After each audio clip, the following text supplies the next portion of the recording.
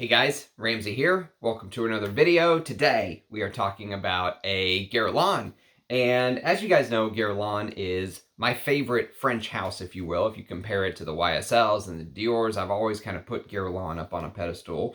And this is sort of Guerlain coming into the new age, if you will. This was done back in 2012. And the reason we're talking about this fragrance today is there is a rumor floating around. Sebastian, the perfume guy, did a video today saying that this is discontinued. Now, there's been rumors that this has been discontinued for a long time. In fact, this was discontinued and then brought back into a new bottle with a new name. Guerlain absolutely loves doing that. And this is in the Absolutes d'Orient line, if you will. So originally, this fragrance was called Songe Bois Mystérieux.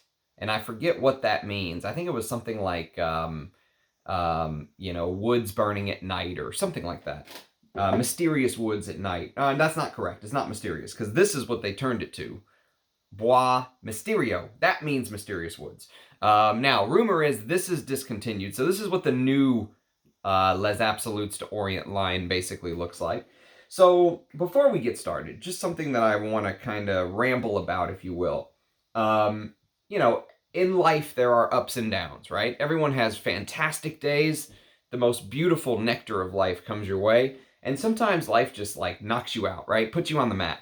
And as a fragrance lover, I don't know about you guys, but this hobby for me is an art form. It's something that, I can really focus on. It's like reading a good book. It takes your mind off of sometimes the trials and tribulations of life. And, sometimes whenever you get punched in the gut, you get bowled over, you get knocked down, a left hook hits you and you weren't expecting it, right? Just completely out of the blue. You feel like you've done everything right, and yet still you just get knocked down to the mat by life, right? For me, there's a couple different things that I make sure I always try and do. I always try and work out, so I try and keep my endorphins and my body in good shape. I try and read a lot, try to keep my mind busy, and, I try to stay up on current events, and I love wearing my perfume and breaking it down. And so I think, honestly, that scent can be almost like therapy. It can be there for you when you need it. It can make a special occasion like a wedding. It can lift it to that next level. You'll always be remembered of that wedding and what you wore that day, right? And likewise, when you're down, it can be a friend. It can be there to guide you, to get you through the hard times. Believe it or not, I truly believe fragrance can do that. And so as a frag head, these are not just smelly waters for us. I think it's something that we really lean on in good times and bad. And so just something I've been kind of thinking about as I've been wearing Songe Bois Mystérieux today. A lot of emotions come with this scent. Today was a very emotional day for me. And this scent, I've really enjoyed wearing it and getting to know it. So let's talk a little bit about the reason that I'm not doing a comparison video, because everyone kept asking me, Ramsey, will you compare Bois Mystérieux, the new one, to the vintage Songe Bois Mystérieux? And for many, I would say over a year, 2 years, I've had this bottle. And actually, maybe even more. This is maybe 2.5 or 3 years now. This is 2 years.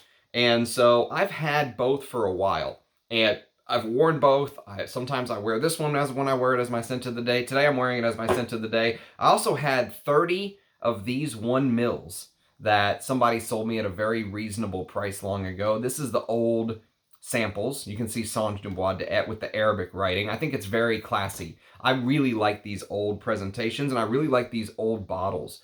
You can see kind of the Guerlain B in there amongst that gold, which kind of reminds me a little bit of liquid sand. We'll talk a little bit about that later on.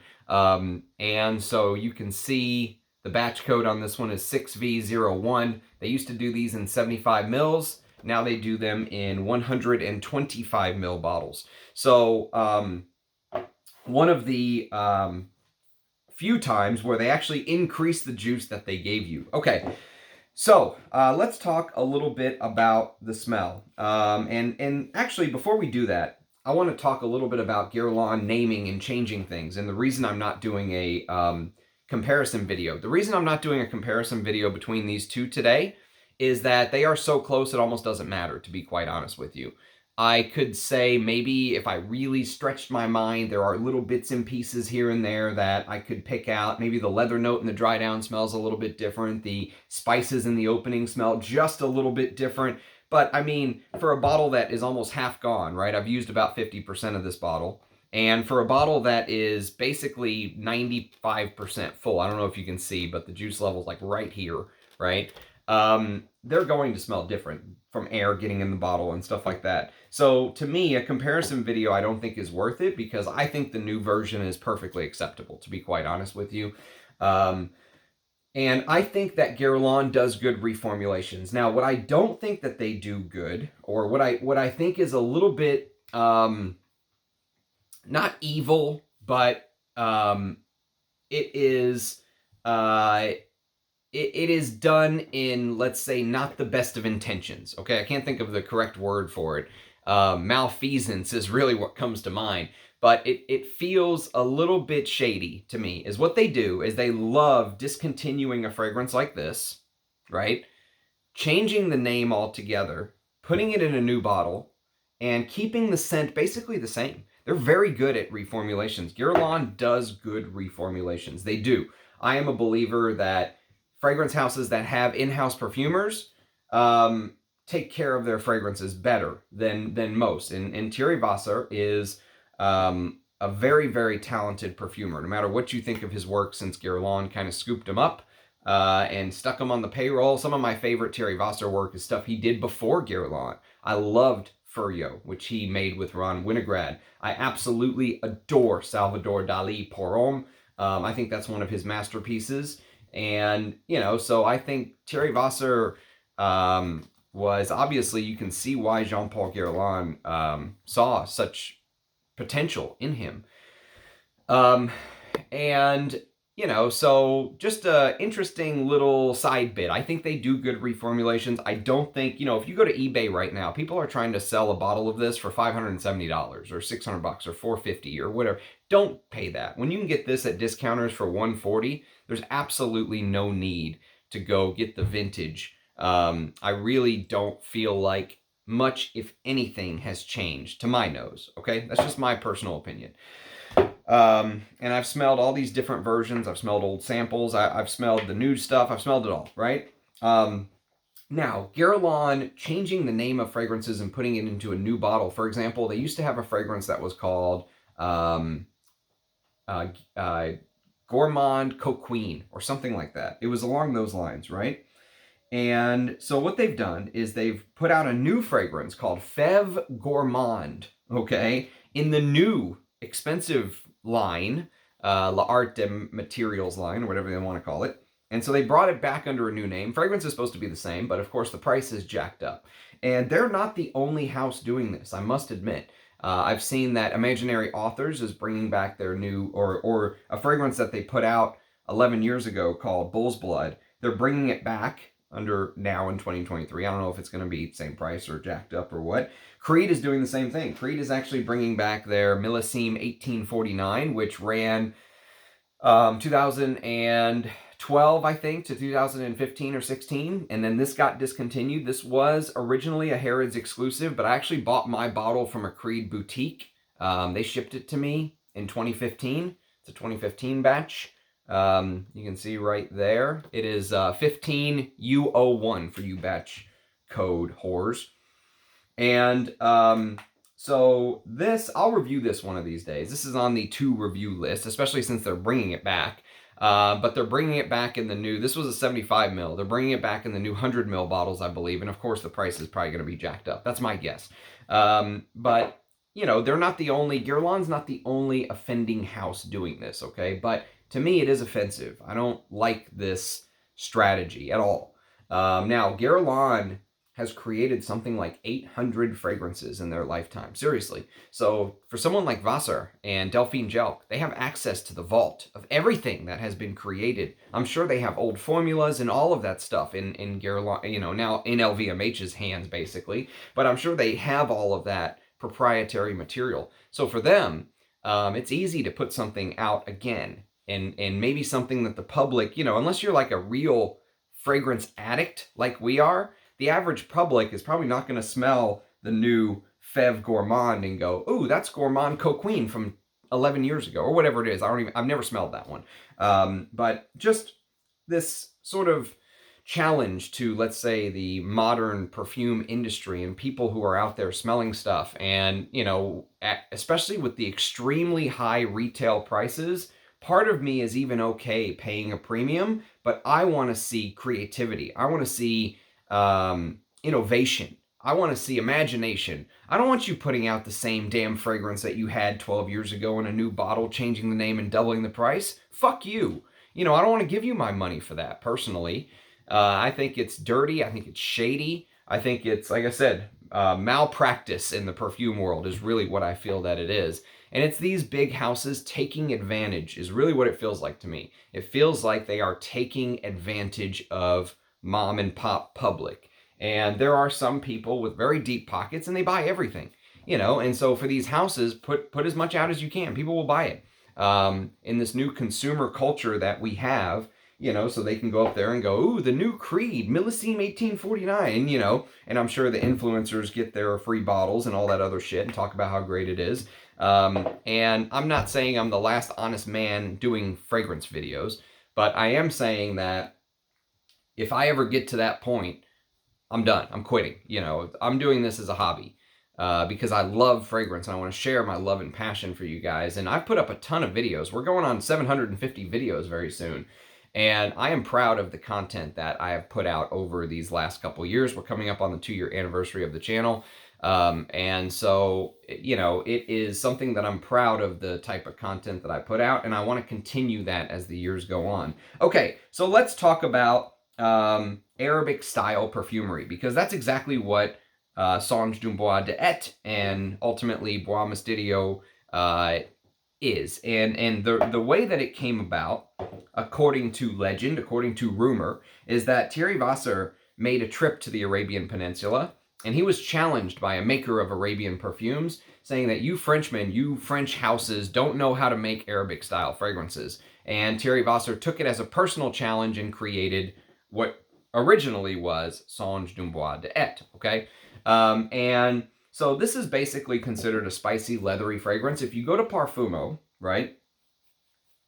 Well, first of all, who knows if that tale is true or not? It sounds a lot like some sort of marketing thing that one of Guerlain's marketing department came up. Hey, let's say Thierry Vasser went to the Arabian Peninsula and was so offended by this guy who told him, you don't know how to make Arabic-style perfume, and he made this masterpiece of a fragrance, right? It sounds like something the marketing department would come up with, but it makes for a great story. And so basically, what did Wasser create? Well, he created a fragrance that's heavy on spices and woods. And originally, there is a little bit of controversy, because if you go to Parfumo and you look at the note listing, you'll notice that there's a top note of laurels or bay leaves with neroli, cedar, patchouli, saffron, and jasmine in the heart, with a base of leather and myrrh. That is the note listing according to Parfumo, who I trust. I prefer Parfumo. They are my preferred fragrance database, okay? If any place could sponsor the Ram, it would be Parfumo. I'm a huge Parfumo fan just naturally. All right, I love their database. I love that they have a lot of you know, brands and fragrances and all that stuff. They may not have the amount of reviews of some of the other places, but I like Parfumo's interface much better. I mean, Base Notes seems like they're running on like one server from 1980. Every time you type a fragrance in, it just takes forever to load each click of the mouse. And I understand he's like a one guy shop kind of thing. And Fragrantica turned into like this big commercialized thing. But Fragrantica actually lists an oud note. And if you listen to some people talk about Songe du Bois d'Et, they will say that this is an oud fragrance. They'll say this is an animalic oud and all this stuff, right? And if you notice the note breakdown I just read to you, no oud in it, according to Parfumo. And if you actually go to the Guerlain website, interestingly enough, the title of this fragrance is A Deep Leather and Sumptuous Woods. Okay, no mention of oud. And the breakdown says, unique and audacious, Bois Mystérieux, a creation by Thierry Vasser, perfumer of the Guerlain Maison, is a modern interpretation of the concept of exoticism. Dark is the night, a deep night that only unveils its radiance through its intensity, adorned with touches of cedar, patchouli, and myrrh. So, a deep leather, they're not saying that it's a... that it is an oud note, but if you continue reading, it says that a saffron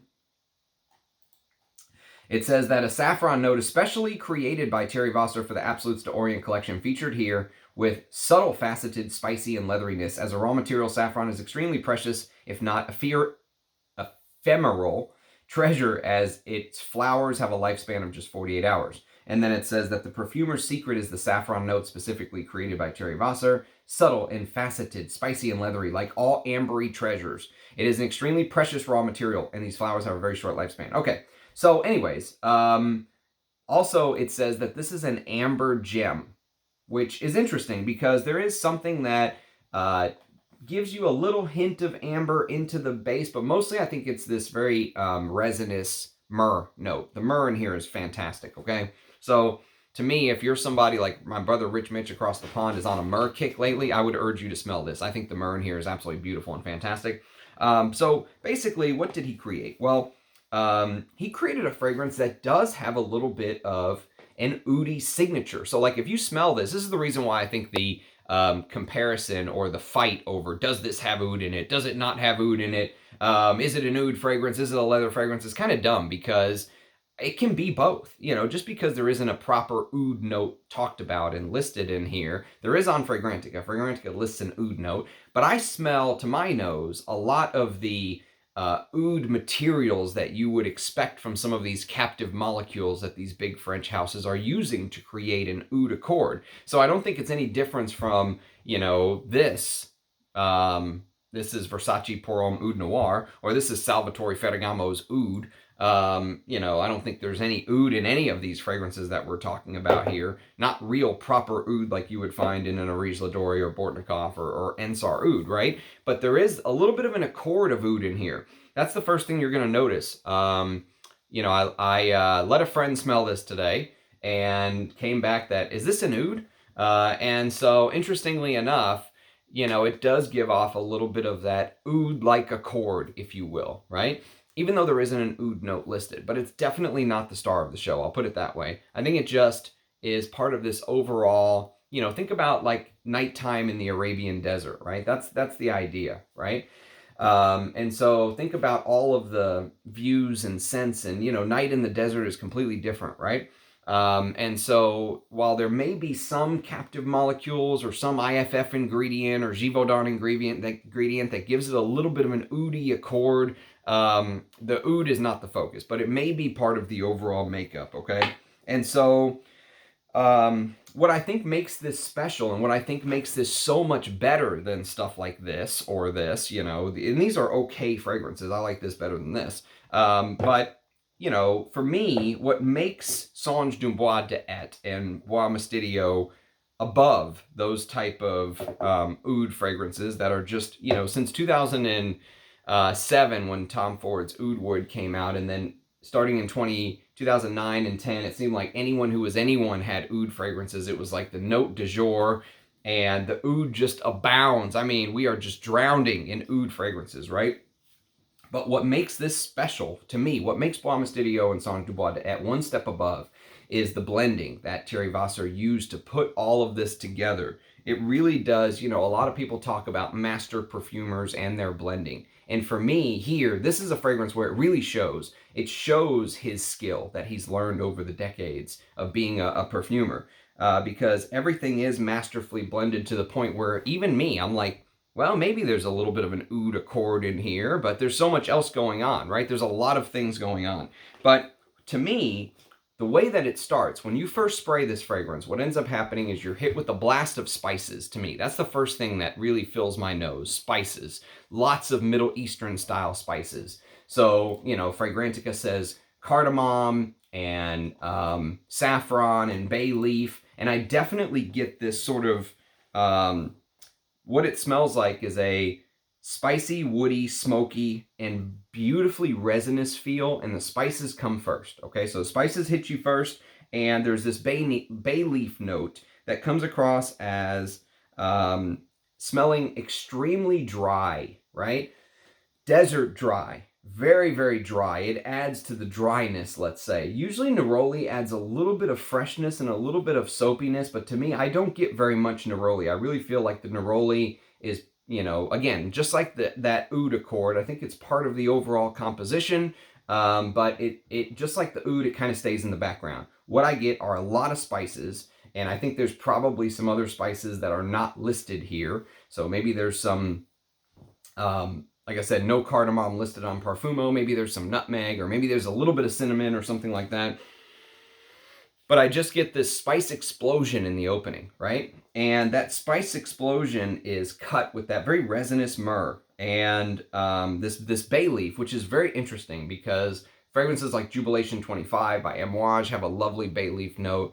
Bay leaf is an interesting note, very herbal, slightly green, but very, very dry smelling. Like the bay leaf in here feels like you have left the bay leaf out on the counter and it wasn't enclosed in the actual bottle, right? And so the bay leaf has just kind of shriveled up and dried, like leaving it out in the desert, right? The heat has just taken the moisture out of it, and you're just smelling this crinkly remnants of bay leaf, okay?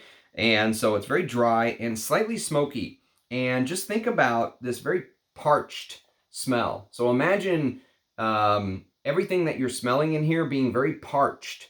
Like the sun has just sucked all of the moisture out of all of the ingredients that you're smelling, right? So just imagine you're sitting in the desert, and where are you? Well, you're probably standing on sand, right? If you're just standing in the desert. And so just imagine that the sand is being just absolutely cooked by the sun, okay? Blowtorched by the sun. The sand is just being baked, and in fact, it's getting so hot that it's almost turning it into a little bit of a glass, but not really a glass, but cooking the sand to the point where the sand merges into this sort of balsamic goo, okay? Just imagine this sort of sandy balsamic goo, and out of that goo grows a tree, okay? And because you're in the desert, the tree grows crooked and weird and malnourished, and the wood doesn't have bark in certain areas on it. It's still a beautiful tree in the middle of this desert of emptiness, right? There's just this tree, okay? And the wood doesn't have bark on it, like I said, and the branches have these very, very distinguished cracks running through them, okay? It's just so dry, and so it's just a miracle the tree is even alive, and the branches just come across cracked, jagged, and just extremely parched, right? And for some reason, occasionally, it gets so hot that the tree just seems to smoke. And this tree happens to be a random cedarwood tree, all right? Don't ask me how a cedarwood's growing in the desert, just run with it. So the cedarwood gives off this somewhat smoky heat. You can almost see wisps of incense running from the tree, but it's not frankincense. It's literal smoke from the tree itself, okay? Just wafting up towards the sun, right?